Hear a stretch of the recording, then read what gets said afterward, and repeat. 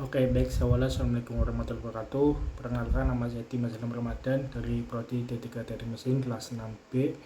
Ya, di sini saya akan masuk ke MK Kewirausahaan ya. Sini juga kita membahas poin penting yaitu kepemimpinan. Di PowerPoint ini full kita membahas yang namanya kepemimpinan. Masuk aja langsung ke slide yang pertama yaitu ada pengertian kepemimpinan menurut Griffin dan Ebert. Nah, menurut Griffin dan Ebert adalah proses memotivasi orang lain untuk mau bekerja dalam rangka mencapai tujuan yang telah ditetapkan dalam satu tujuan. Menurut Lindsay dan Patrick dalam membahas yang namanya kepemimpinan yaitu mutu total tentang pembangunan organisasi, mengungkapkan bahwa kepemimpinan adalah suatu upaya merealisasikan tujuan perusahaan dengan mematukan kebutuhan para individu untuk terus tumbuh berkembang dengan tujuan organisasi. Sedangkan menurut Patterson, pemahaman dan penyelesaian masalah organisasi berkaitan dengan pemahaman atas permasalahan internal dan eksternal organisasi tersebut. Jadi itu menurut poin penting dari para ahli ya. Yang nomor 2, slide yang kedua, kelebihan kepemimpinan. Yang pertama ada pengembangan potensi, 2 ada pengambilan keputusan cepat, 3 ada motivasi tim, dan 4 peningkatan kinerja. Dari yang pertama yaitu pengembangan potensi. Di kepemimpinan ini kita juga diajarkan yang namanya bisa mengembangkan potensi dalam diri kita. Yang kedua, jika ada yang namanya masalah, kita jadi bisa yang namanya mengambil keputusan yang sangat cepat. Kita juga bisa yang namanya memotivasi tim. Yang keempat, kita juga bisa meningkatkan kinerja tim. Kekurangan dari kepemimpinan ini yaitu tidak bisa mengatasi konflik, kurang kreatif, ketidakpastian, dan ketidakadilan. Tipe gaya kepemimpinan menurut otoriter ataupun autokratik, demokratik. Yang ketiga adalah bebas terkendali.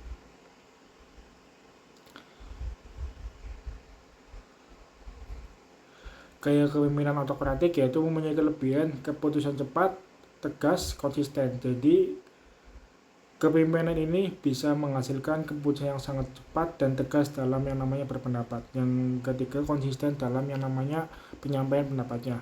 Kekurangan dari kepemimpinan autokratik ini yaitu kurang partisipasi, minim dari kreativitas, terlalu menekan dalam bawahan. Nah, gaya kepemimpinan demokratis yang selanjutnya juga mempunyai kelebihan partisipasi tinggi, mempunyai kreatif, dan keputusan diterima. Jadi partisipasi dari gaya kepemimpinan demokratis ini mempunyai partisipasi yang tinggi dan juga orangnya juga kreatif, keputusan juga sangat menerima apabila ada perbedaan pendapat. Kurangannya yaitu prosesnya lamban, bisa timbul kebingungan, sulit saat darurat. Jadi saat darurat kita juga bingung untuk mau yang namanya ikut siapa gitu. Gaya kepemimpinan bebas terkendali yang pertama memiliki kelebihan kreativitas yang sangat tinggi, kemandirian berkembang, dan orangnya juga fleksibel.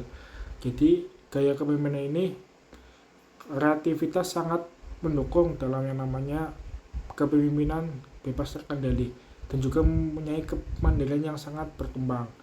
Kurangannya yaitu kurang struktur, koordinasi lemah, dan tidak pasti. Narasi gaya kepemimpinan situasional yang pertama S1 telling.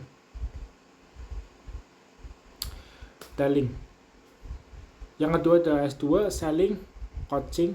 Yang ketiga S3 participating atau encouraging. Yang keempat yaitu S4 delegating. S1 telling, directing. Pemimpin mengambil keputusan sendiri.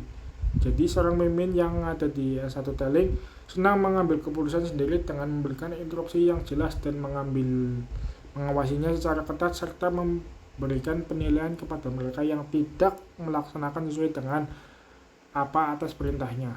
Seperti itu. Dan instruksinya juga jelas, pengawasinya ketat dan selalu dievaluasi. Yang kedua ada S2 selling ataupun coaching. Seorang pemimpin yang mau melibatkan bawahan dalam pembuatan suatu keputusan. Jadi S2 selling ini meminta bawahan untuk berpendapat. Pemimpin bersedia membagi persoalan dengan bawahannya dan sebaliknya persoalan dari bawahan selalu ditengarkan serta memberikan pengarahan mengenai apa yang dikerjakan. Yang kedua ada S3 participating atau encouraging. Salah satu ciri dari gaya kepemimpinan ini adalah adanya kesediaan dari kepemimpinan untuk memberikan kesempatan bawahan agar dapat berkembang dan bertanggung jawab serta memberikan dukungan sepenuhnya mengenai apa yang mereka lakukan. Di S3 partisipasi ini juga mempunyai tanggung jawab yang tinggi, memberi peluang berkembang. S4 delegating, pemimpin mendelegasikan tugas dan tanggung jawab kepada bawahan, cocok untuk bawahan mandiri dan kompeten.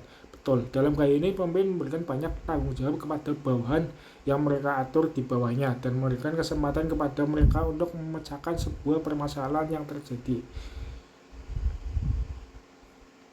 Nah, syarat-syarat menjadi kepemimpinan yang pertama yaitu kekuasaan wewenang legal mempengaruhi orang lain, kewibawaan, karisma, keunggulan pribadi. Yang ketiga ada kemampuan, kompetensi teknis dan sosial di atas rata-rata. Mungkin itu saja penjelasan dari saya tentang kepemimpinan, kurang lebihnya mohon maaf. Saya tutup. Assalamualaikum warahmatullahi wabarakatuh.